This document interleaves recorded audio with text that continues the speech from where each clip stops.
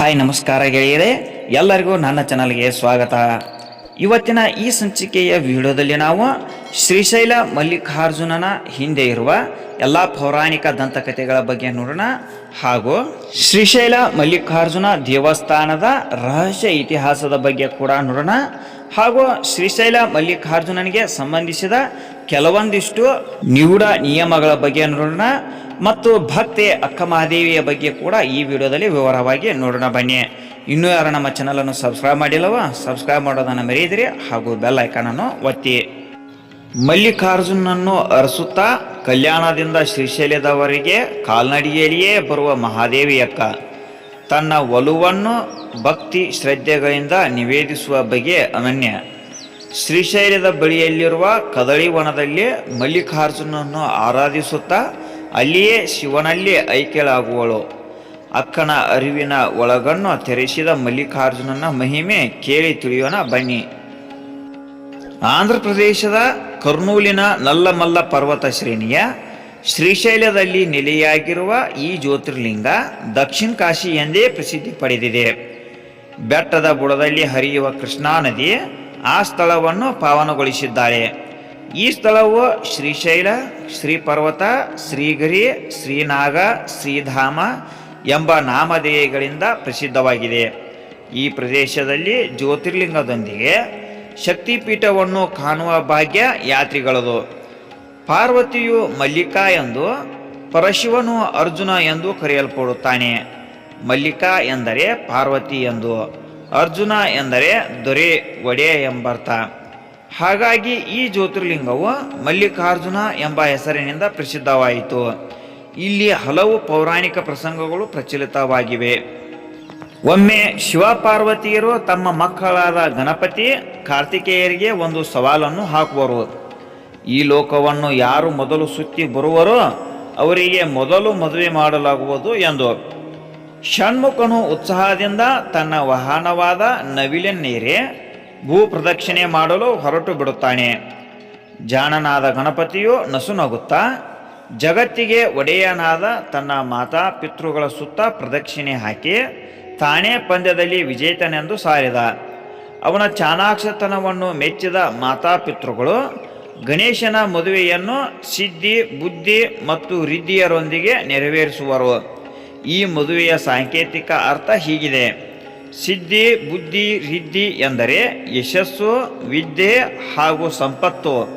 ಹಾಗಾಗಿ ಗಣಪತಿಯನ್ನು ನಾವು ಸಿದ್ಧಿ ವಿನಾಯಕವೆಂದು, ವಿದ್ಯಾ ಗಣಪತಿ ಎಂದು, ವಿಘ್ನ ವಿನಾಶಕವೆಂದು ಕರೆಯುತ್ತೇವೆ ಅಲ್ಲವೇ?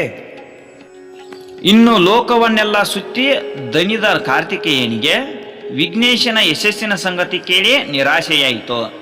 ಹಿಮಾಲಯದ ಹಂದರದಲ್ಲಿದ್ದ ಕೈಲಾಸದಿಂದ ಹೊರಟು ದಕ್ಷಿಣದ ಭಾರತದಲ್ಲಿದ್ದ ಕ್ರೌಂಚ್ ಗಿರಿ ಶಿಖರವನ್ನೇರಿ ಧ್ಯಾನನಸ್ತನಾಗಿ ಕುಳಿತ. ಶಿವ ಪಾರ್ವತಿಯರು ತಮ್ಮ ಮಗನನ್ನು ಶಾಂತಗೊಳಿಸಲು ಬಂದವರು. ಅಲ್ಲಿನ ಪ್ರಕೃತಿ ಸೌಂದರ್ಯಕ್ಕೆ ಮರುಳಾಗಿ ಶ್ರೀಶೈಲ ಶಿಖರದಲ್ಲಿ ನೆಲೆಯಾದರು. ಹೀಗೆ ಭಾರತ ವರ್ಷದ ಉತ್ತರ ದಿಕ್ಕಿನಲ್ಲಿರುವ ಕೈಲಾಸದಲ್ಲಿ ನೆಲೆಸಿದ್ದ ಶಿವಪಾರ್ವತಿಯರು ದಕ್ಷಿಣದಲ್ಲಿರುವ ಆಂಧ್ರಕ್ಕೆ ಬಂದು ನೆಲೆಸಿದರು. ಹೀಗೆ ಶೈವರು ಭಾರತ ಉದ್ದಗಲದಲ್ಲೂ ಶಿವನ ದೇಗುಲಗಳನ್ನು ನಿರ್ಮಿಸಿ ದೇಶವನ್ನು ಧಾರ್ಮಿಕವಾಗಿ ಒಗ್ಗೂಡಿಸುವುದರಲ್ಲಿ ಸಫಲರಾದರು.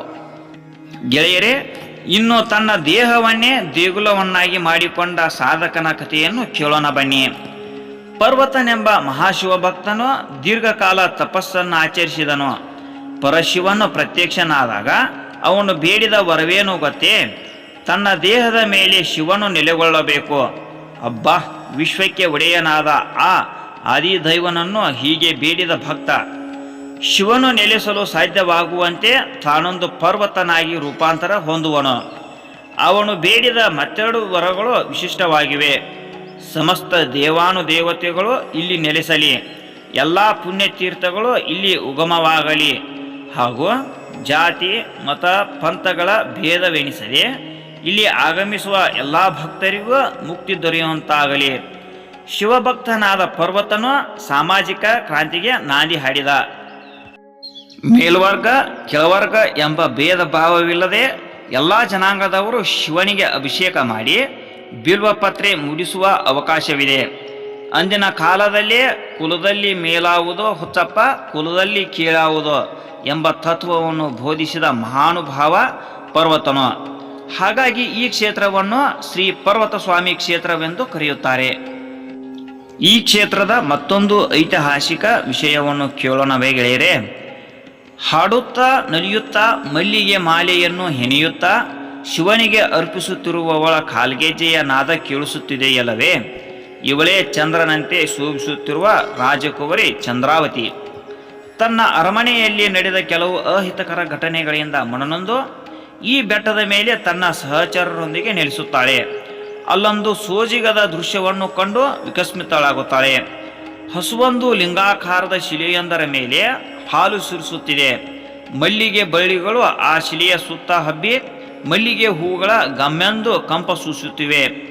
ಇಂತಹ ಪ್ರಕೃತಿಯ ಕೌತುಕವನ್ನು ಕಂಡ ರಾಜಕುವರಿಯು ಆ ಮಲ್ಲಿಗೆ ಹೂಗಳನ್ನು ಮಾಲೆ ಮಾಡಿ ನಿತ್ಯ ಶಿವಲಿಂಗವನ್ನು ಅರ್ಪಿಸುತ್ತಾಳೆ. ಅಂದಿನಿಂದ ಸ್ವಯಂಭೂವಾದ ಶಿವನು ಮಲ್ಲಿಕಾರ್ಜುನನಾದನೆಂದು ಪ್ರಖ್ಯಾತಿ ಹೊಂದುವವನು. ಪ್ರಕೃತಿಯಲ್ಲಿ ದೇವರನ್ನು ಕಂಡ ಬಾಲೆ ಇವಳು.